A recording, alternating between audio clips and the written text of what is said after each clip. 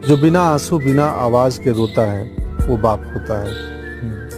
बच्चों की किस्मत के छेद को अपनी बनियान में पहन लेता है वो बाप होता है। घर में सबके लिए नए जूते आते हैं, इसके लिए बाप के तलवे घिस जाते हैं। जो अपनी आंखों में दूसरों के सपने सजोता है वो बाप होता है। सच है माँ हमें रखती है कोख में 9 महीने, पर 9 महीने जो दिमाग में ढोता है वो बाप होता है। जी बाप रखवाला होता है, बाप की वाला होता है। बाप अपनी औलाद से हार के मुस्कुराने वाला होता है। बाप करता है कहता नहीं, जब बाप समझ में आ जाता है तब तक वो पास रहता नहीं।